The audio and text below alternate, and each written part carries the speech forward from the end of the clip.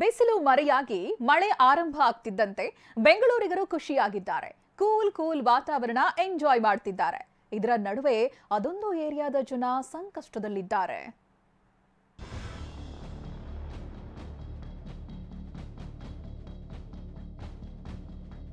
ಬಿಸಿಲ ಅಬ್ಬರ ಮಾಯವಾಗಿದೆ. ಮೈ ಸುಡ್ತಿದ್ದ ಸೂರ್ಯ ಮೋಡಗಳ ಮಧ್ಯೆ ಮರೆಯಾಗಿದ್ದಾನೆ. ಸೂರ್ಯನ ತಾಪಕ್ಕೆ ಬೆದರಿ ಮನೆಯಿಂದ ಹೊರಬರಲು ಹೆದರ್ತಿದ್ದ ಜನ ಈಗ ಬಿಂದಾಸಾಗಿದ್ದಾರೆ. ಹಗಲು ಕೂಲ್, ರಾತ್ರಿ ಮಳೆಯೋ ಮಳೆ. ನೆಮ್ಮದಿಯ ನಿಟ್ಟುಸಿರು ಬಿಟ್ಟ ಬೆಂಗಳೂರು ಜನ.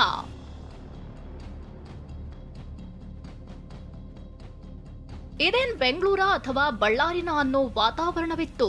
ಉದ್ಯಾನಗಳ ನಗರ ಅಂತ ಕರೆಸಿಕೊಳ್ತಿರೋ ಬೆಂಗಳೂರಿನಲ್ಲಿ ತಾಪಮಾನ 39ರಿಂದ 40 ಆಗಿತ್ತು. ಆದ್ರೆ ಕಳೆದ 4-5 ದಿನಗಳಿಂದ ಸುರಿಯುತ್ತಿರೋ ಮಳೆ ಇಡೀ ನಗರವನ್ನ ಕೂಲ್ ಮಾಡಿದೆ. ಬೆಂಗಳೂರಿನಲ್ಲಿ ಗರಿಷ್ಠ ತಾಪಮಾನ 32 ಡಿಗ್ರಿ ಇದ್ದು, ಕಳೆದ ವಾರಕ್ಕೆ ಹೋಲಿಕೆ ಮಾಡಿದ್ರೆ ಈ ವಾರ 8 ಡಿಗ್ರಿ ತಾಪಮಾನ ಕಡಿಮೆಯಾಗಿದೆ. ಬಿಸಿಲು ಮಾಯವಾಗಿದ್ದೇ ತಡ. ಜನ ಮನೆಯಿಂದ ಹೊರಬಂದು ಎಂಜಾಯ್ ಮಾಡ್ತಿದ್ದಾರೆ.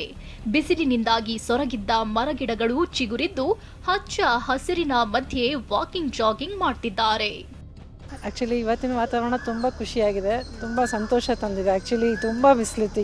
ಇಷ್ಟು ಸಮ್ಮರ್ ನಾವು ಯಾವತ್ತೂ ನೋಡೇ ಇಲ್ಲ. ಆ್ಯಕ್ಚುಲಿ ನೀವು ಆಚೆ ಎಲ್ಲೇ ಹೋದ್ರೂ ಒಂದು ಹಾಫ್ ಆನ್ ಅವರ್ಗೆ ನಮಗೆ ಮನೆಯೇ ಚೆನ್ನಾಗಿದೆ ಅನ್ನಿಸ್ತಾ ಇತ್ತು.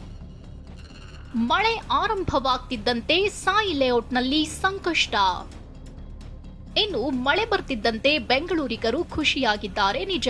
ಆದ್ರೆ ಕೆಆರ್ಪುರಂ ವಿಧಾನಸಭಾ ಕ್ಷೇತ್ರದ ಸಾಯಿ ಲೇಔಟ್ ನಿವಾಸಿಗಳು ಮಾತ್ರ ಮಳೆ ಬಂದ್ರೆ ಸಂಕಷ್ಟ ಎದುರಾಗುತ್ತೆ ಅನ್ನೋ ಆತಂಕದಲ್ಲಿದ್ದಾರೆ.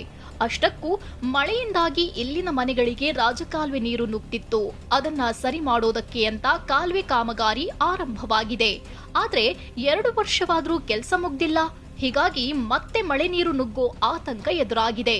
ಕೆಲವರಂತೂ ಮನೆ ಖಾಲಿ ಮಾಡಿಕೊಂಡು ಬೇರೆ ಏರಿಯಾಗಳಿಗೆ ಶಿಫ್ಟ್ ಆಗ್ತಿದ್ದಾರೆ. ಇಲ್ಲಿ ಸಾಕಷ್ಟು ಮನೆಗಳ ಮುಂದೆ ಟೂಲೆಟ್ ಅನ್ನೋ ಬೋರ್ಡ್ಗಳೇ ಕಾಣಿಸ್ತಿವೆ. ಸ್ವಲ್ಪ ಮಳೆ ಹೊಡೆದಿದ್ದಕ್ಕೆ ಕಾಲ ಹತ್ರ ಒಂದಡಿ ಅಷ್ಟು ನೀರು ತುಂಬಿತ್ತು. ಹಿಂದ್ಗಡೆ ಅದೇನೋ ವೆಂಟ್ ಮಾಡ್ತಾ ಇದ್ದೀನಿ ಅಂದ್ರು, ಅದು ಇನ್ನೂ ತನಕ ಕಂಪ್ಲೀಟ್ ಮಾಡಿಲ್ಲ. ಈ ವರ್ಷ ಇಷ್ಟು ಬಿಸಿಲು ಬಂದು ಇವಾಗ ಮಳೆನೂ ಜಾಸ್ತಿ ಬರುತ್ತೆ ಅನ್ನೋ ಒಂದು ಕಾರಣಕ್ಕೆ ನಾವು ಆಲ್ರೆಡಿ ವೆಕೇಟ್ ಮಾಡ್ತಾ ಇದ್ದೀನಿ ಮನೇನ. ಒಂದ್ ಕಡೆ ಮಳೆಯಿಂದ ಜನ ಸಂತಸಗೊಂಡ್ರೆ ಮತ್ತೊಂದು ಏರಿಯಾದಲ್ಲಿ ಪಾಲಿಕೆ ನಿರ್ಲಕ್ಷ್ಯದಿಂದಾಗಿ ಜನ ಸಂಕಷ್ಟದಲ್ಲಿದ್ದಾರೆ. ಪೂರ್ಣಿಮಾ ಜೊತೆ ಕಿರಣ್ ಸೂರ್ಯ, TV9 ಬೆಂಗಳೂರು.